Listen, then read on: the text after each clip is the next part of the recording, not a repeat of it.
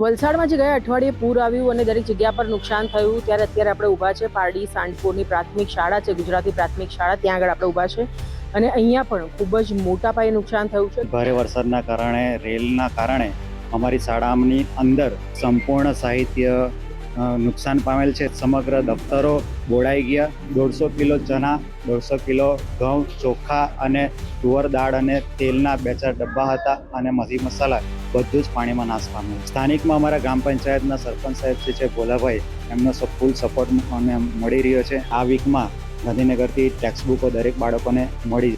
વલસાડમાં જે ગયા અઠવાડિયે પૂર આવ્યું અને દરેક જગ્યા પર નુકસાન થયું ત્યારે અત્યારે આપણે ઊભા છે પારડી સાંઢપુરની પ્રાથમિક શાળા છે, ગુજરાતી પ્રાથમિક શાળા, ત્યાં આગળ આપણે ઊભા છે અને અહીંયા પણ ખૂબ જ મોટા પાયે નુકસાન થયું છે. કારણ કે ખાસ કરીને કૈલાસ રોડ અને મોગરાવાડી જો વિસ્તાર કહીએ અને દાણા બજાર, આ 3 વિસ્તાર સૌથી વધારે પ્રભાવિત વિસ્તારો છે. ત્યારે અહીંયા જે સ્કૂલ આવેલી છે ત્યાં આગળ પણ 7 થી 8 ફૂટ જેટલા પાણી ભરાયા હતા અને ખાસ કરીને આ જે સ્કૂલ છે ગવર્મેન્ટ સ્કૂલ છે અને ત્યાં ગરીબ જે મા બાપ છે તેના બાળકો અહીંયા જ્યારે ભણતા હોય છે અને એ બાળકોની નોટબુક્સથી માંડીને સ્કૂલ બેગ અને આ સાથે જે સ્કૂલમાં જે અનાજ જે છે તે બધું જ નાશ પામ્યું છે. ઇલેક્ટ્રિક સાધનો, લેપટોપથી માંડીને જે સ્ક્રીન છે, LED, દરેક વસ્તુ નાશ પામી છે.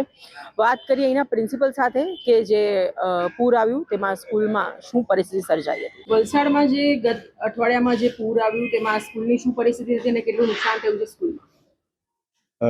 ગત વીકમાં 22-23ના રોજ ભારે વરસાદના કારણે, રેલના કારણે અમારી શાળાની અંદર 7.5 ફૂટ જેટલું પાણી ભરાઈ ગયું અને નીચે ધોરણ 1 થી 5ના ક્લાસો છે એ સંપૂર્ણ સાહિત્ય નુકસાન પામેલ છે. તેમજ અમારી ઓફિસ પણ નીચે જ હતી.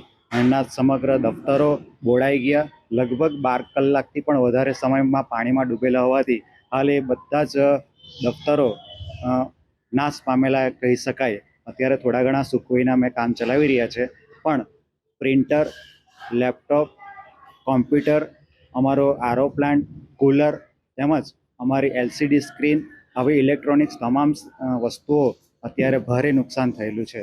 હજુ ચાલુ થશે કે એ પણ અમને ખબર નથી. આ સાથે અનાજને એવું પણ નુકસાન થયું છે. લગભગ અમારા MDMનો રૂમ છે એમાં 150 કિલો ચણા, 150 કિલો ઘઉં, ચોખા અને તુવર દાળ અને તેલના 2-4 ડબ્બા હતા અને મરી મસાલા બધું જ પાણીમાં નાશ પામેલ છે. અંદાજે કેટલું નુકસાન થયું હશે? અંદાજે રફલી આંકડો જોઈએ તો 1.5 થી 2 લાખનું નુકસાન થયું હોય છે.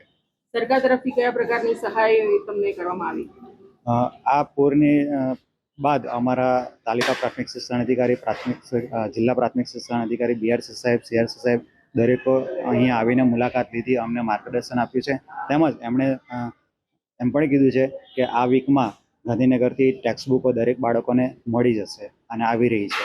સ્થાનિક નેતા કોઈ મુલાકાતે આવ્યા હતા કે સ્કૂલની શું પરિસ્થિતિ છે કે કોઈ તમારા અહીંયા સ્થાનિક જે નેતા હોય એવા? સ્થાનિકમાં અમારા ગ્રામ પંચાયતના સરપંચ સાહેબ જે છે ભોલાભાઈ, એમનો ફૂલ સપોર્ટ અમને મળી રહ્યો છે. તેમજ ગઈકાલે જિલ્લા પંચાયતના સભ્ય શ્રી સ્નેહલભાઈ, એઓ પણ આવ્યા હતા. બાળકોને શૈક્ષણિક કિટમાં બેગ, નોટબુક, કંપાસ વિતરણ કર્યું હતું. તેમજ દરેક બાળકો માટે પાણીની પીવાની બોટલ પણ પ્રોવાઈડ કરી છે. તો વલસાડમાં આવેલા પૂરે કોઈને જ બાકી નથી રાખ્યા. દાણા બજારમાં પણ એટલું નુકસાન થયું છે, વેપારીઓને એટલું નુકસાન થયું છે, ગરીબ લોકોના ઘર પર ક્યાંક ઉજળી ગયા છે. તો સાથે સાથે સ્કૂલના જે બાળકો છે તેઓ માટે પણ ન તો બુક્સ બચી છે, ન ટેક્સ્ટ બુક છે તેઓ પાસે, ન નોટબુક છે કે ન સ્કૂલ બેગ્સ છે.